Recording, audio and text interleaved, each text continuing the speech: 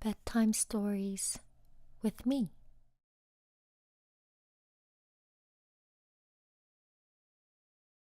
Hi everyone.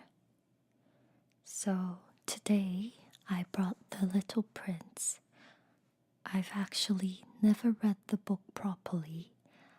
I've watched animations and movies about it, but this is my first attempt reading it.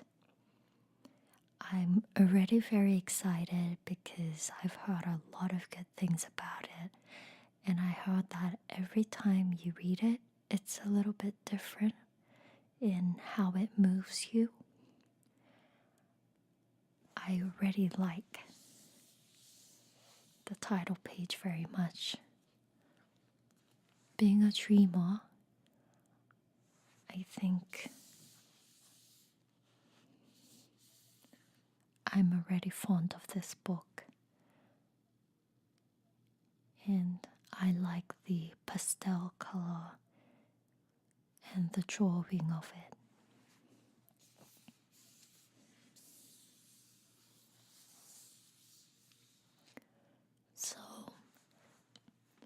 So let's start, shall we?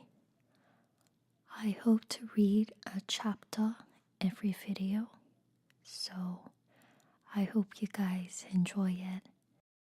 I hope it also helps you be in touch with that little child in your heart.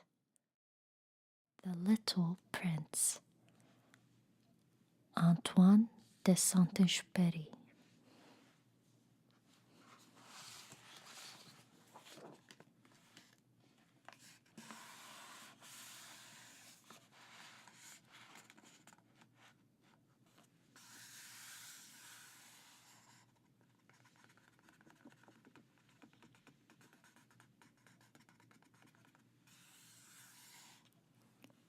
This is such a nice drawing.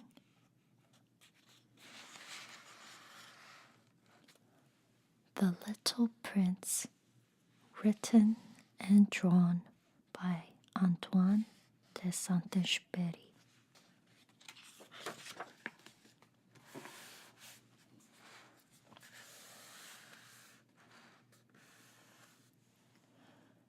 Once, when I was 6 years old, I saw a magnificent picture in a book called True Stories from Nature about the primeval forest. It was a picture of a boa constrictor in the act of swallowing an animal. Here is a copy of the drawing. In the book, it said, boa constrictors swallow their prey whole without chewing it. After that, they're not able to move, and they sleep through the 6 months that they need for digestion. I pondered deeply then over the adventures of the jungle, and after some work with a colored pencil, I succeeded in making my first drawing. My drawing number 1.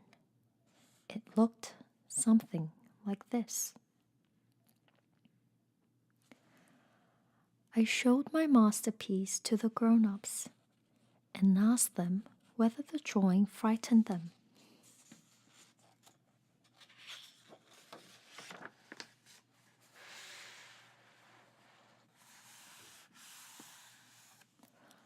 But they answered, frightened?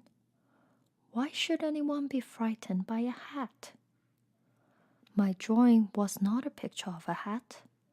It was a picture of a boa constrictor digesting an elephant.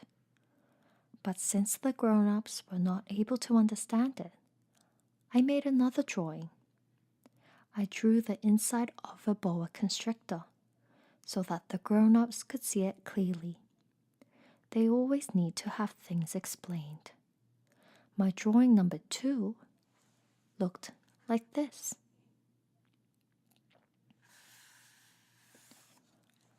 The grown-up's response this time was to advise me to lay aside my drawings of boa constrictors, whether from the inside or the outside, and devote myself instead to geography, history, arithmetic, and grammar.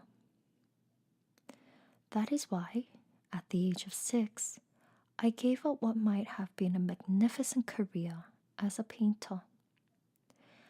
I had been disheartened by the failure of my drawing number 1 and my drawing number 2. Grown-ups never understand anything by themselves, and it is tiresome for children to be always and forever explaining things to them. So then I chose another profession and learned to pilot airplanes. I've flown a little over all parts of the world, and it is true that geography has been very useful to me.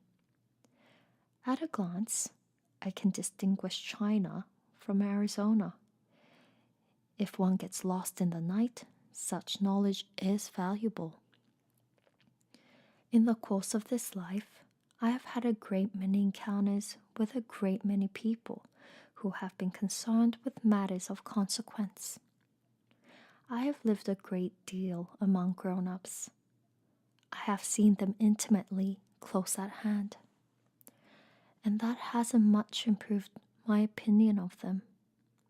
Whenever I met one of them, who seemed to be at all clear-sighted, I tried the experiment of showing him my drawing number 1, which I have always kept.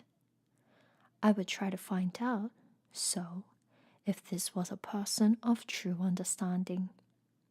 But whoever it was, he or she, would always say, "That is a hat."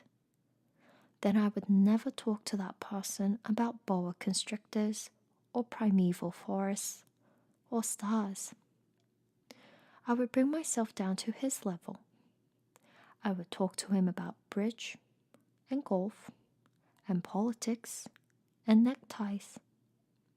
And the grown-up would be greatly pleased to have met such a sensible man. That's the end of chapter 1. I hope you liked it.